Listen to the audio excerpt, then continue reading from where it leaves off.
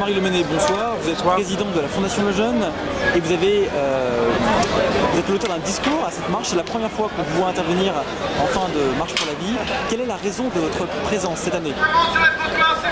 Il y a deux raisons. La première, c'est qu'on vient d'achever en France la discussion et le vote de la loi de bioéthique, qui a donc été votée en juin 2011. Et donc nous avions beaucoup participé à la fois à la préparation, en ce qui nous concerne, tout le travail sur la loi. On avait aussi beaucoup participé aux états généraux de la bioéthique qui avaient commencé un an plus tôt. Donc ça fait 3 ans de débats, de travaux, de rencontres.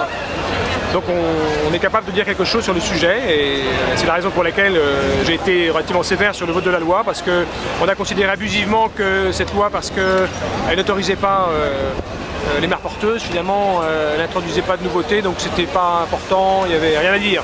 En réalité, cette loi aggrave les atteintes contre la vie. Et puis la deuxième raison, c'est que nous sommes en année électorale, donc il est important d'essayer de faire monter ces sujets-là sur le plan politique et de demander à ceux qui briguent des magistratures suprêmes ou un poste de député, après les élections législatives, il est important de leur faire comprendre que c'est des sujets non négociables et il est hors de question de passer impunément par-dessus le respect de la vie humaine. Voilà, c'est les deux raisons qui m'ont poussé à répondre positivement à l'invitation qui m'était faite.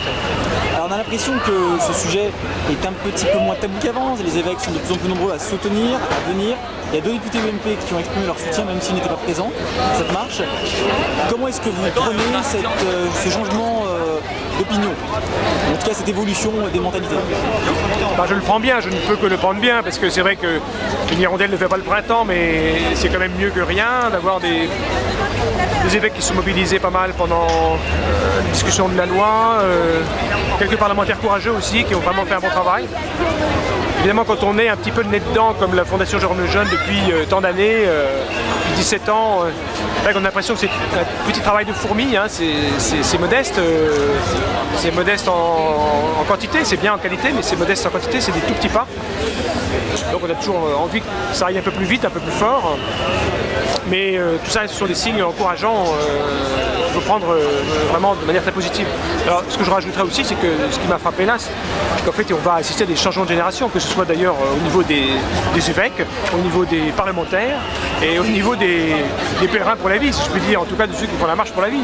On a une génération montante qui est très jeune, qui est née bien après 75, et donc est capable de rouvrir le débat sur l'avortement de manière totalement dépassionnée, et avec beaucoup de conviction quand même, et beaucoup d'ardeur, et beaucoup de générosité, et beaucoup d'intransigeance, mais qui seront peut-être plus à l'aise avec le sujet que ne l'ont été les gens qui étaient aux manettes à cette époque-là.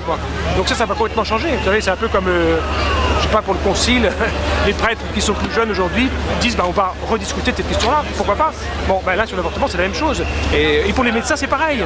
Donc toutes les professions sont concernées, on va reparler de ces questions-là, et c'est absolument normal qu'on en reparle, parce que c'est une cicatrice qui n'est jamais fermée. Et voilà, donc moi je pense que les choses évoluent de manière positive. De ce point de vue-là, je tiens à avoir un message positif aujourd'hui. C'est vrai que au quotidien, tous les matins, c'est pas si simple, hein. C'est pas si facile. Il faut remonter la mécanique de beaucoup de gens, hein, et dans tous les milieux. Donc on a le sentiment qu'on est parfois un petit peu seul, mais ces manifestations-là nous montrent qu'on n'est pas si seul que ça.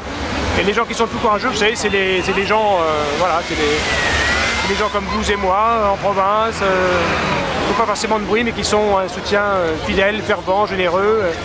Et moi, je suis très frappé quand je me déplace en province de voir que la France, elle tient quand même avec des valeurs tout à fait traditionnelles. Le peuple, il est davantage réactionnaire qu'on imagine, quoi. Nos débats parisiens, parfois, ils sont vraiment très germano-pratins.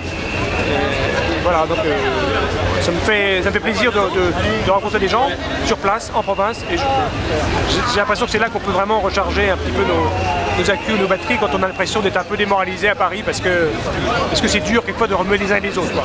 Voilà. Et derrière, il y a un socle solide de valeurs qui tient encore. Enfin, en tout cas, je le pense, j'espère que ça va durer. Alors, le débat sur l'avortement n'a pas encore été ouvert en France, on n'en parle pas encore dans les émissions grand public.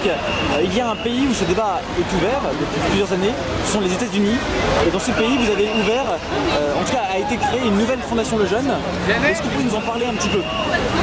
Oui, c'est très important ça. C'est un rêve qu'on avait depuis longtemps d'ouvrir une fondation aux États-Unis parce qu'on avait eu plusieurs appels qui nous avaient été lancés par des Américains qui connaissaient Jérôme Lejeune. Jérôme Lejeune était très connu en Amérique. Et donc, dès qu'on a créé la fondation française, les Américains nous ont dit mais venez, etc., faire quelque chose. Et puis on n'a pas eu le temps, il fallait des moyens, etc. Maintenant, le moment était venu et on l'a fait. Et donc ça y est, la fondation est créée. On va commencer à collecter des fonds en Amérique pour financer des recherches en Amérique, qu'on finance déjà d'ailleurs. On finance déjà pas mal de recherches en Amérique déjà depuis 15 ans. Mais là, on va le financer avec des fonds américains. Et donc, on est en lien avec pas mal d'équipes de chercheurs. Et donc, on va refaire exactement en Amérique ce qu'on a fait en France, c'est-à-dire une fondation qui aura pour but de continuer la recherche de Jérôme Lejeune. Et c'est vrai que sur ce terrain-là, les Américains nous disent mais nous, on a des choses à apprendre de vous encore. Ils ne sont pas forcément spécialisés, même s'ils ont plus de moyens, ils ne sont pas spécialisés beaucoup d'équipes de recherche dans cette direction-là. On va aussi peut-être travailler une consultation pour accueillir des personnes qui sont touchées par un handicap mental. Ils ont envie de le faire aussi avec nous. Et puis il y a tout le combat moral, éthique, là, qu'on est capable de mener aussi avec eux. Et puis on est capable de beaucoup apprendre chez eux, parce qu'ils ont des méthodes, un passé, des expériences complètement différentes des nôtres, qui sont très difficiles d'ailleurs à faire passer en France. Hein, parce que très souvent, quand on dit ah mais ça se fait déjà en Amérique, on dit oh là là, attention, c'est très dangereux, ça vient d'Amérique, c'est très dangereux. Moi je suis ravi de cette collaboration et ravi d'avoir trouvé l'accueil qu'on a trouvé là-bas, hein, très chaleureux, très enthousiaste.